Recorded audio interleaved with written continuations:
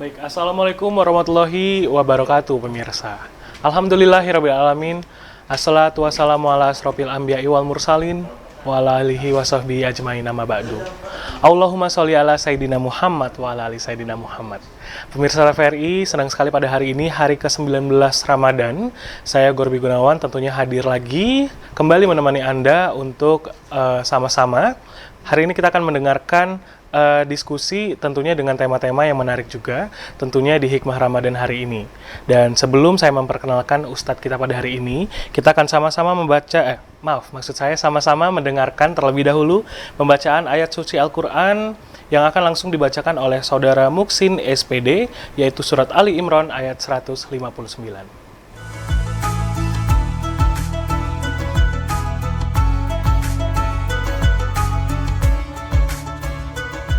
Assalamualaikum warahmatullahi wabarakatuh.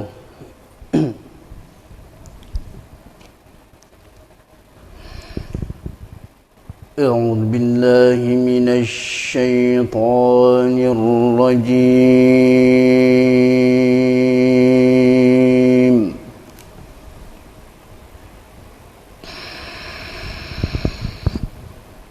Bismillahirrahmanirrahim.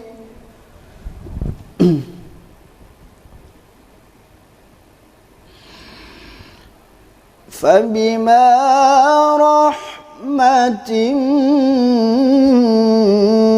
من الله لنت لهم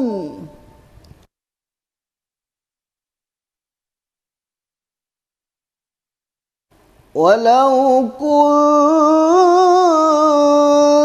فظا غليظ القلب لانفضوا من حولك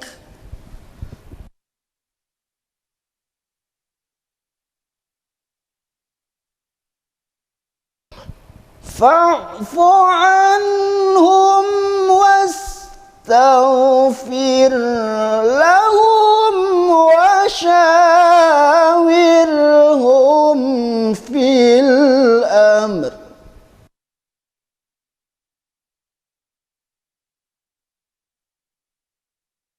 فإذا عزمت فتوكل على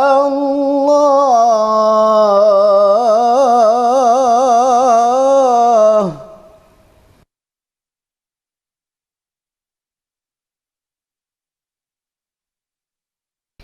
إن الله يحب المتوكلين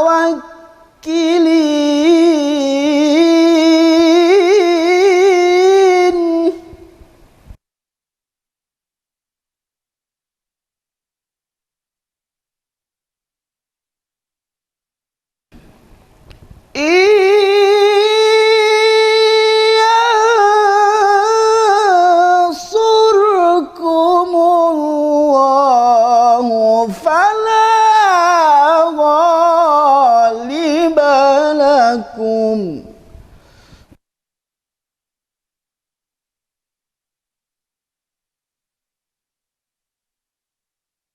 وإن يخذلكم فمن ذا الذي ينصركم من بعده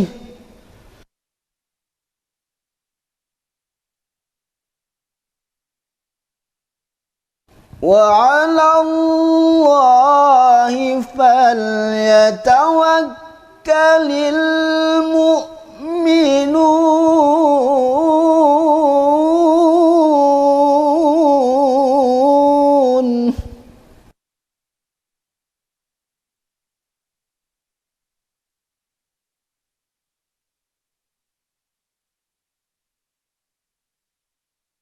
وما كان لنبي أن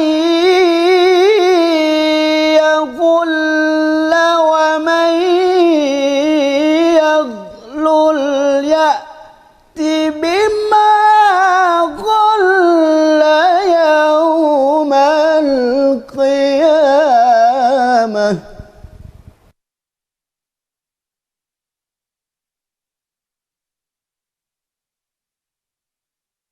ثم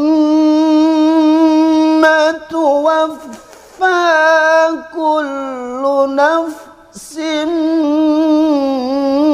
ما كسبت وهم لا يظلمون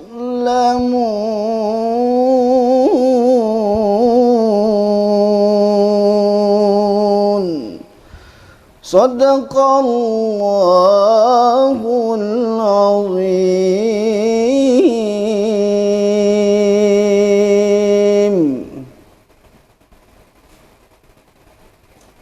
Assalamualaikum warahmatullahi wabarakatuh.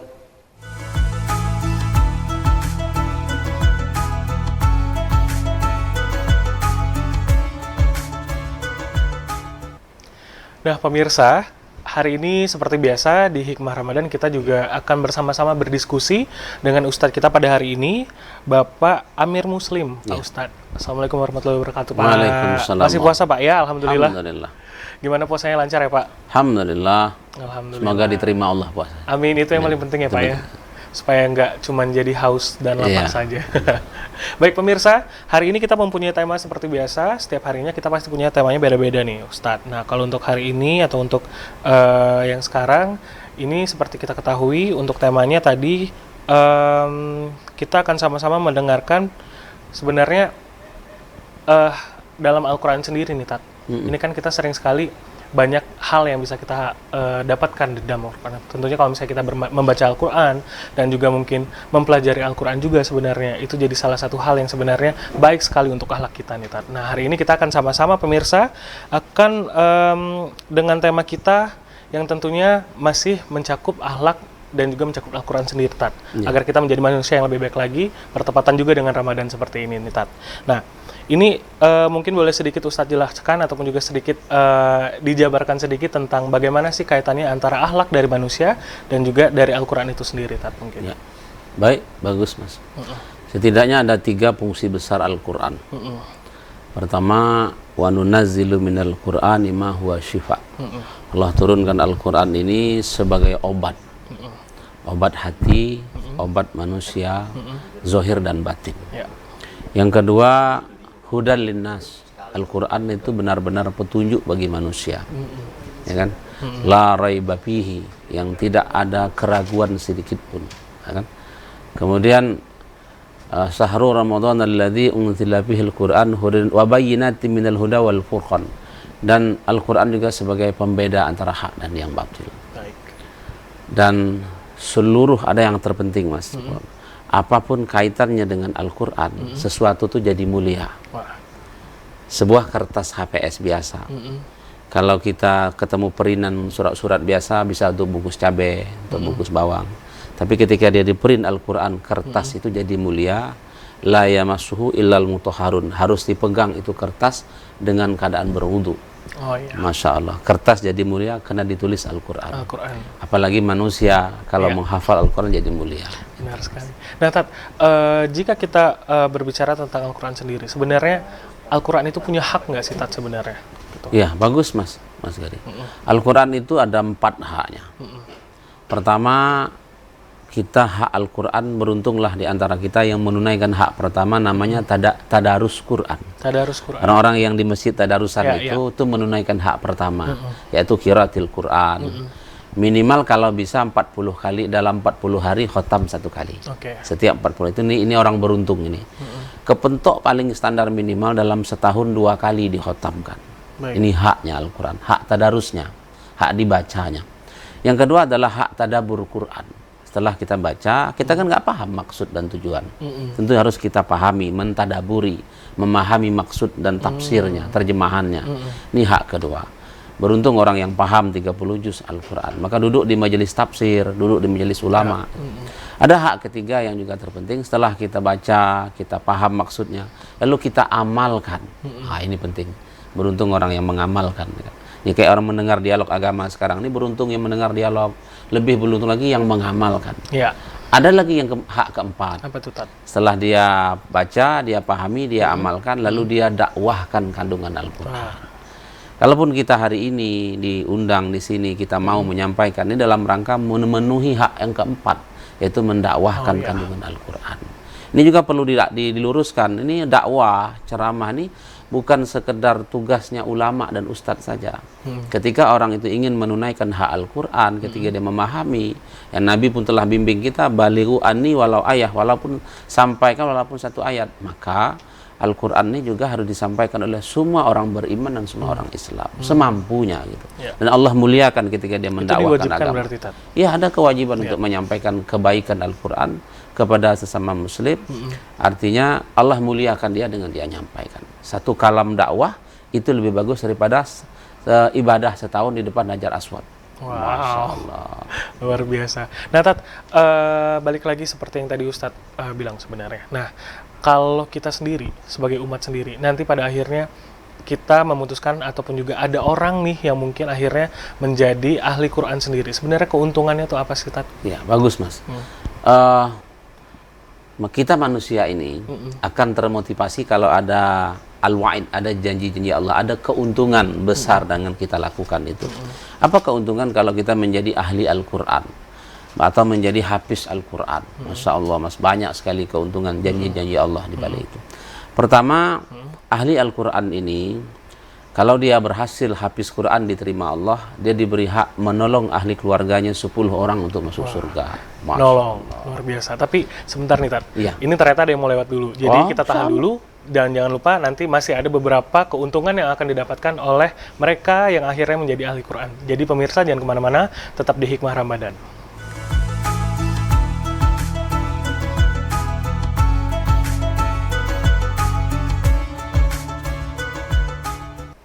Dan pemirsa, kembali lagi masih di Hikmah Ramadan, dan hari ini kita masih berbicara tentang Al-Quran dan amalan-amalan yang sebenarnya bisa membuat kita menjadi mempunyai akhlak yang lebih baik ya, Pak. Nah, tadi sudah satu nih dikasih tahu nih, Tat, bahwa sebenarnya apa sih keuntungannya kalau kita menjadi ahli Al-Quran. Tadi baru pertama nih. Boleh sedikit dikasih tahu pertama itu tadi, keuntungan menjadi ahli Al-Quran atau hafiz Quran. Pertama kita Allah beri hak istimewa menolong ahli keluarganya 10 orang dibawa ke surga. Ini Masya Allah, tiket 10 nih ya. VIP untuk masuk surga loh, kan? Yang kedua, insya Allah dengan izin Allah, Allah beri dia nanti orang ayah ibunya mahkota. Masa dipanggil ayah ibunya di depan orang banyak, diberi mahkota. Ini ayah saya. Kenapa kami diberi? Sebab anakmu hafiz Quran atau ahli Quran. Yang ketiga, kebanyakan dengan izin Allah, Allah kehendaki nanti jasadnya utuh dikubur. Masya Allah. Kita lihat ada di YouTube itu, ada orang 17 tahun ketika dipindahkan masih utuh. Kapan masih utuh? Ternyata dia adalah guru ngaji Al-Quran. Ada kaitan dengan Al-Quran. Dan yang keempat, yang terpenting lagi adalah orang yang ahli Al-Quran itu tentu dia menjadi penerang lah, menjadi imam. Di dunia dia menjadi imam. Di dunia ada kemudahan masuk fakultas, ada kemudahan hafiz Quran, ada jalur khusus. Di dunia sudah ada kemudahan, dan di akhirat pun hafiz Quran di dunia ada hafiz Quran pula di akhirat. Masya Allah, itu kan. Dan yang kelima, para hafiz Al-Quran ini Allah beri kemuliaan kepada dia. Kita contohnya, saya sendiri dengan ikhlas akan mau mencium tangan anak-anak walaupun 10 tahun dia, asalkan dia hafiz Quran. Kita cium tangannya, kita cium keningnya. Kita muliakan, mungkin jasadnya sama dengan kita, tapi dalam dadanya ada 30 juz Al-Quran. Artinya dia jadi anak mulia ketika, hamba yang mulia ketika ada Al-Quran dalam dirinya. Kita lihat di TV ada satu ulama mencium tangan anak-anak. Kenapa dicium Ustaz? Ustaz kan lebih mulia. Enggak, dia ada Al-Quran dalam. Allah. Luar biasa sekali. Sebenarnya berarti bisa dibilang itu menjadi salah satu amalan terbaik juga nih, Tat. Ya, Iya. sih, untuk anak-anak juga, apalagi untuk anak-anak, karena anak-anak ini kan ibaratkan gelas, mereka masih kosong dan banyak sekali yang bisa kita isi sama mereka. Nah, berbicara mengenai amalan baik dari Al-Quran sendiri nih, Tat. Sebenarnya amalan baik terbaik di Quran itu seperti apa sih, Tat? Ya, bagus, Mas. Jadi dalam Al-Quran itu sendiri 30 juz Al-Quran. Pertama ada 2 kisah besar. Ada kisah orang sukses, ada kisah orang gagal dalam Al-Quran. Kalau mau jujur, kita sekarang ini adalah penduduk penghujung di bumi. Dulu masih banyak orang-orang yang lebih, ada yang 1000 tahun, ada yang 600 tahun umurnya. Kita malah kecil-kecil, pendek-pendek, dan umurnya pun pendek-pendek. Nah, dulu mereka mengisah dua ukir besar dalam Al-Quran. Kita memang tak jumpa, tapi Al-Quran mengisahkan itu kisah orang sukses dan kisah orang gagal. Contoh tokoh sukses itu seluruh para nabi sukses. Kemudian contoh gagal itu Namrud, Firaun itu gagal. Abu Lahab, ada surah Al-Lahab itu gagal. Kenapa mereka gagal? Karena tidak mau taat pada Allah, tidak mau taat pada Rasul. Nah, kenapa para tokoh sukses seluruh para nabi, para sahabat nabi itu sukses? Allah ridhoi karena mereka sungguh-sungguh taat pada Allah, sungguh-sungguh taat pada Rasul. Mereka menjadikan Al-Quran sebagai pedoman hidup, meninggal dalam keyakinan. Maka Allah ridhoi mereka, sukses. Allah beritahu mereka sukses. Nah, kaitan kepada dalam Al-Quran ada surah-surah yang menjadi contoh. Man qara'a suratul muluk al-mani'ah. Barang siapa baca surah Al-Muluk. Juz 29 cuma 30 ayat. Al-mani'ah. Ketika nanti dia takdirnya sudah masuk kubur, Allah beritahu orang yang sering tiap malam pilailatin baca surah Al-Muluk diselamatkan dari azab kubur. Masya Allah. Ini ada dari surah Al-Quran, Merinding saya. ada janji Allah selamat dari azab kubur. Misalnya. Seperti itu, berarti itu salah satu amalan terbaik yang ada di Quran. Oh iya, salah satunya. Nah, Tat, tadi kita sempat menyinggung bahwa, ini saya Gurbi penasaran nih, Tat. Tadi kita sempat menyinggung bahwa sebenarnya anak-anak tahfiz yang kecil-kecil itu kan mereka bisa dibilang, ya tadi kayak tadi Gurbi bilang, itu mereka masih bisa kita isi sebenarnya kan. Nah, keuntungannya sendiri untuk anak-anak itu sendiri kalau di Quran seperti apa sih, Tat, sebenarnya, Tat? Ya, baik. Ini memang Allah, subhanallah nih Mas Gorbi. Anak-anak kita sekarang ini sebagian cukup pintar, cukup bagus. Jadi memang dalam menghafal Al-Quran banyak metode, banyak metode. Dan di antara mereka itu ada yang mampu menghafal 2 lembar sehari, ada yang 4 lembar sehari.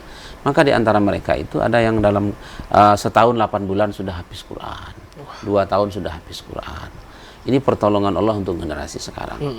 Nah, ketika mereka sudah habis Quran, memang hal yang berat adalah menjaga hafalan Quran, menjadi hafiz itu, jadi menjaganya. Tetap dan yang terpenting lagi juga kita minta penerimaan Allah. Jadi Mas Garbi begini, goal akhir seseorang ketika dia beramal, termasuk dalam Al-Quran, goal akhirnya kan kalau bisa minta makbuliyat, minta diterima oleh Allah, penerimaan Allah.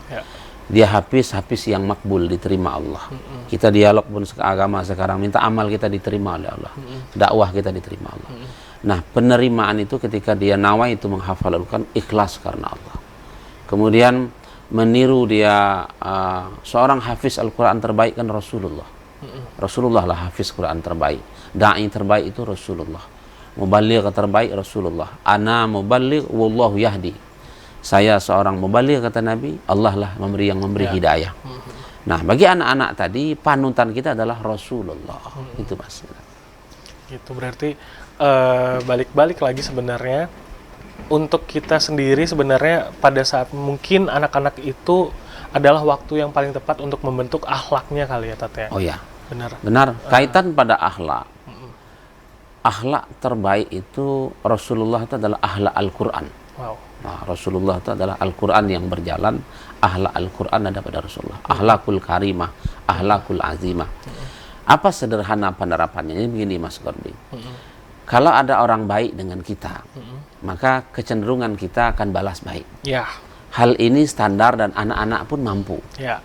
Orang di luar Islam pun juga ada kemampuan. Tapi akhlak yang dimaksud oleh Allah dan Rasul adalah orang itu ejek kita Mas Gorbi. Orang itu hina kita. Bully kita. Dalam arti menghina ya. Menghina kita, ejek kita, meribah kita. Kita malah balas doa untuk dia. Masya Allah. Ini akhlak kualitas orang yang bagus. Itu yang sebenarnya agak sedikit sulit kali sekarang. Iya, lumayan sulit Mas. Ketika seseorang itu mampu, inilah kualitas seorang manusia. Inilah akhlakul azimah itu gitu. Nah, kemudian ada kita lihat Rasulullah kata Rasulullah, seorang Yahudi Yahudi tersebut diberinya makan. Ketika dia memberikan Yahudi makan miskin di pasar itu, seorang pengemis, Yahudi itu terus mengejek Rasulullah depan Rasulullah, kau jangan ikuti Muhammad itu seorang yang gila. Tapi Rasulullah memberi dengan kasih sayang. Tapi ketika Rasulullah meninggal, Yahudi terkejut, ternyata orang yang selama ini saya adalah seorang nabi, dan dia beriman dapat hidayah mengikuti Rasulullah. Luar biasa, Tat. Baik, pemirsa jangan kemana-mana. Sebenarnya ini banyak sekali informasi yang kita dapatkan, Kat. Jadi nanti kita akan kembali lagi tentunya, jangan kemana-mana, tetap di Hikmah Ramadan.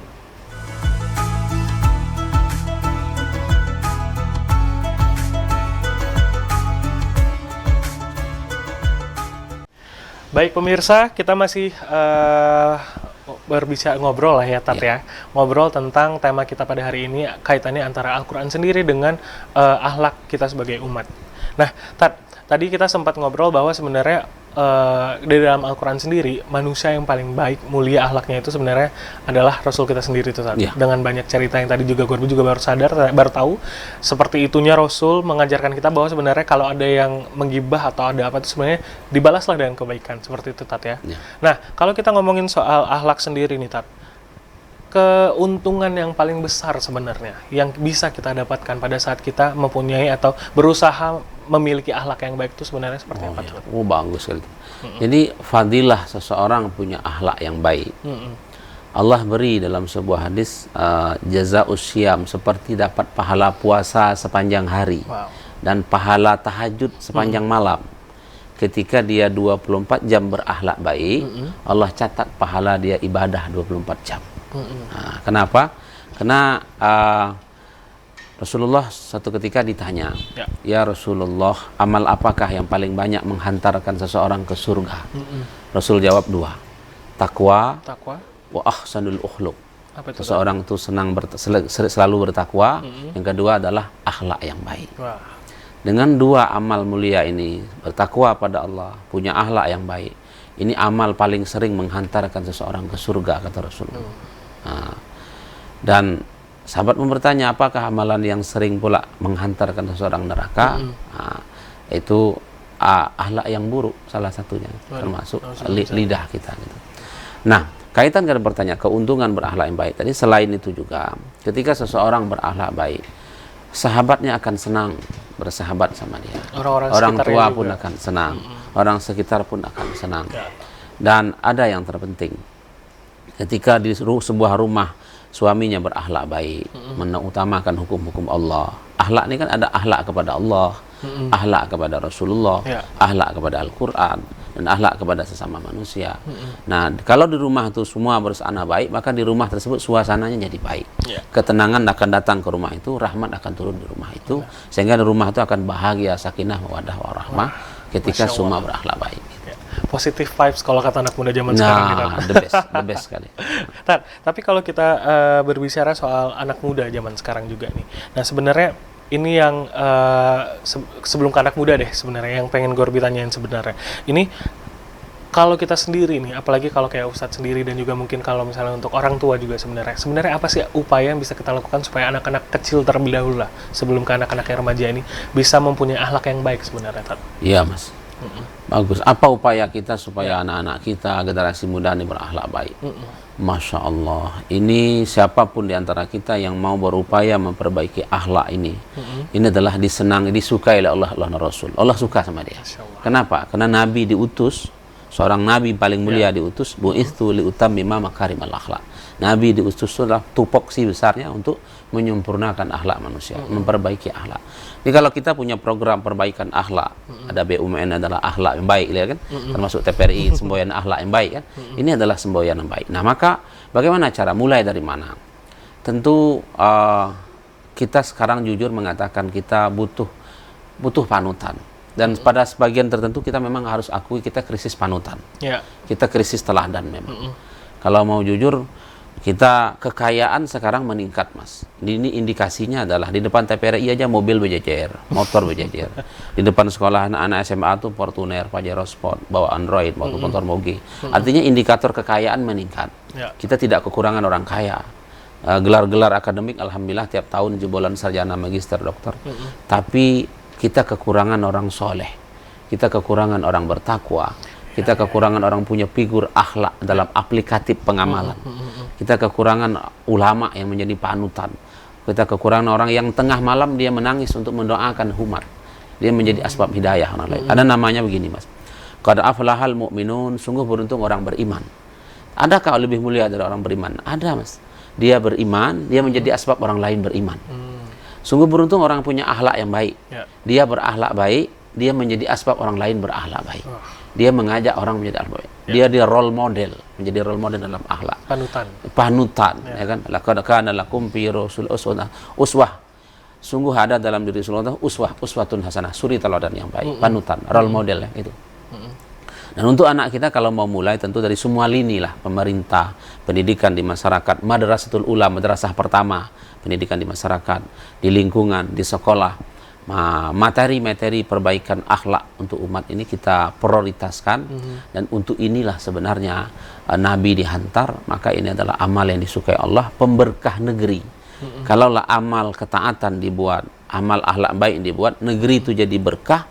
Maka walau anna ahlal qura, seandainya satu penduduk negeri amanu wa taqau, semua orang beriman, semuanya beriman. Orang beriman itu betul akhlak baik. Wattaqau, mau bertakwa. Orang bertakwa mesti berakhlak baik. Kalau ada dua negeri ini semua beriman, semua bertakwa, berakhlak baik, la fatahna alaihim barakatim minas. Allah beri berkah negeri itu, baik berkah dari langit maupun berkah dari bumi. Masya Allah. Luar biasa. Nah, berarti itu mungkin jadi salah satu alasan kenapa mungkin banyak sekali anak-anak muda lah yang sekarang itu yang kayak kita lihat nih, jarang sekali adalah beberapa mungkin yang anak-anak muda sering ke masjid gitu kan. Tapi kayak sekarang itu jarang kita lihat seperti itu. Kayak zaman Gorbi nih, waktu masih kecil, waktu masih muda, itu kita memang harus banget waktu itu. Kita tuh diajarkan yang waktu masih kecil tuh diajarkan untuk ngaji, harus ngaji gitu loh. Nah, sekarang itu kita udah jarang sebenarnya, Tata. Itu sebenarnya kalau kita sendiri, alasannya nih kalau menurut Ustadz sendiri itu kenapa sih anak-anak muda itu jarang ataupun juga tidak mau ke masjid sebenarnya itu? Iya, bagus Mas Gorbi. Kenapa kita lihat itu ada anak-anak muda kok minim sekali di masjid? Iya, mereka lebih seneng kayak ke warnet atau bahkan mungkin juga ke coffee shop. Ini satu kenyataan hari ini. Harus kita akui secara jujur. Silahkan datang ke masjid. Yang paling banyak adalah bapak-bapak yang sudah persiapan untuk meninggal. Umur 60, umur 70, umur 50. Nah, di mana anak-anak generasi muda hari ini? Nah, ini sejalan dengan program pemerintah yang melalui subuh keliling pemerintah Provinsi Jambi yang bagaimana menarik anak-anak SMA, anak muda kembali ke masjid, membuat gerakan kembali ke masjid. Nah, yang kedua harus kita akui kalau ini generasi muda nanti yang ke depan tidak generasi Al-Qur'ani, tidak generasi beriman, tidak generasi berakhlak yang baik, maka generasi ke depannya akan menjadi pemimpin nanti. Itu kita khawatir. Nah, yang ketiga, kita memang diuji sekarang dengan segala dampak baik dan dampak buruk teknologi ini. Nah, yang kita khawatirkan tentu segala sesuatu itu adalah kita berharap ada efek baiknya, gitu kan, dari gadget, Android. Nah, anak-anak kita sekarang ini bagaimana upayanya? Tentu pertama kita berdoa kepada Allah, semoga Allah beri hidayah anak-anak muda. Yang kedua tentu ada di kalangan muda juga yang menjadi penggagas dai terbaik di antara mereka, sehingga mengajak sama-sama muda. Namanya ada anak remaja masjid. Kita kembali lagi gerakan remaja masjid. Nah, itu antara lain itu, Mas. Gitu. Oke, kalau untuk berarti itu jadi salah satu cara kita sebenarnya untuk membuat anak-anak kembali lagi ke masjid mungkin. Nah, kalau untuk meningkatkan minat mereka untuk membaca Quran sendiri itu sebenarnya bagaimana sih, Tad? Wah, iya bagus sekali. Ini memang ada juga program pemerintah di salah satunya di Dinas Perpustakaan itu. Meningkatkan minat baca, apalagi terhadap Al-Quran. Kita tahu tadi Al-Quran ini kan harus dibaca 2 kali dalam setahun, dikhotamkan. Dan idealnya kalau Imam Syafi'i rahmatullah alaih itu 3 hari udah khotam. Standar minimal mereka paling malas di antara mereka adalah 40 hari khotam. Nah, kalau kita sekarang setahun tidak khotam sekali, Al-Quran berdebu di lemari. Waduh, ini hak Al-Quran tidak ditunai. Hak Al-Quran ini, Mas, Al-Quran ini akan jadi 2 nanti. Pembela kita atau hujah untuk kita. Orang yang beruntung adalah ketika dibela oleh Al-Quran, pembelaannya diterima nanti di akhirat. Kenapa Al-Quran membela dia? Dia bersaksi, ya Allah, ini dulu ya Allah hambaku di dunia ngantuk-ngantuk bacaku, menjadi sahabat terbaik. Al-Quran membela dia. Nah, maka tadi kaitan kepada pertanyaan tadi, maka memang kita berdoa kepada Allah mereka supaya dapat hidayah sehingga mau baca Quran. Yang kedua, kita juga tadi melalui remaja masjid kita buat gerakan tadarus sama-sama.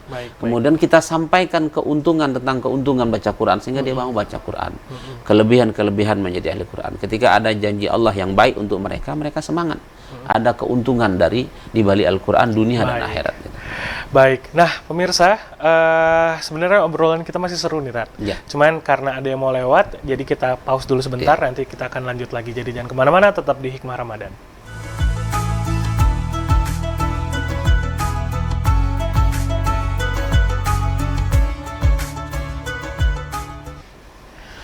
Dan pemirsa TVRI, kita masih bersama Ustadz kita pada hari ini, Bapak Ustadz kita, Bapak Amir panggilannya Pak ya? Takutnya nanti salah penggalan katanya Pak. Hamba Allah. Hamba Allah, luar biasa, Allahu Akbar.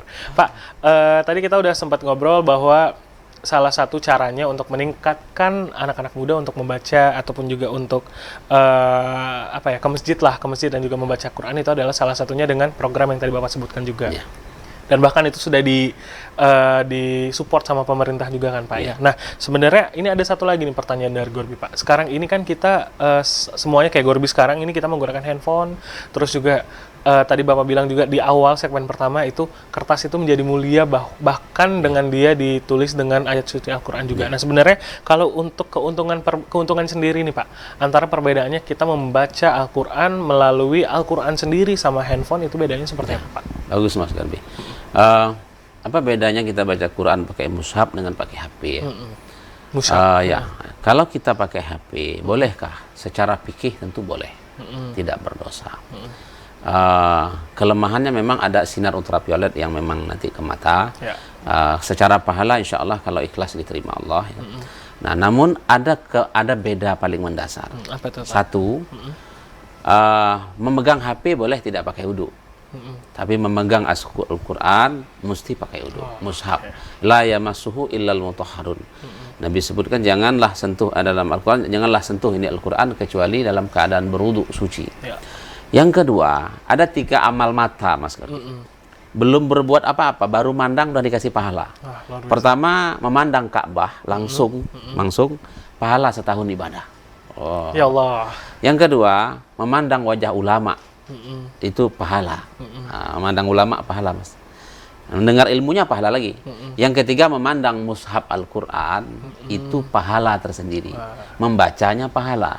Maka kalau mengaji pakai mushaf itu jauh lebih afdol kalau bandingannya dengan HP. Nah, kepada HP bagaimana? Boleh ketimbang tidak baca Quran, tentu mempermudah kita untuk baca Quran pakai HP, pakai Android. Ya kan? Artinya kita jadikan Al-Quran sebagai sahabat kita. Ini ahli Quran.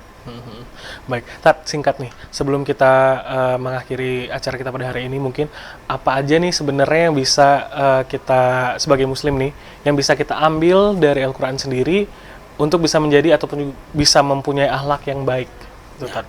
Masya Allah, Mas. Dua tema kita pada hari ini, Al-Quran dan akhlak, yaitu pembinaan akhlak. Dua ini adalah satu amal mulia di dunia dan di akhirat. Al-Quran adalah kalam termulia. Kalam termulia. Ketika seseorang menjadikan Al-Quran sebagai imam dia beramal dengan Al-Quran, otomatis Allah bimbing dia melalui Al-Quran punya akhlak yang baik. Ya. Kemudian yang kedua adalah apapun kaitan dengan Al-Quran, sesuatu terjadi mulia. Dan kita berdoa kepada Allah mulia dengan Al-Quran. Amin. Amin. Baik, terima kasih Pak Ustadz. Semoga apapun yang hari ini kita bicarakan dan kita share bisa bermanfaat untuk seluruh amin. Maksudnya peserta lagi salah sebut Gorby. Pemirsa amin. yang hari ini sudah menonton kita. Terima kasih Tat sekali lagi. Sama-sama. Dan semoga semuanya bisa mendapatkan ilmu yang baik pada hari ini. Akhirnya saya Gorby Gunawan pamit undur diri. Wassalamualaikum warahmatullahi wabarakatuh. Waalaikumsalam.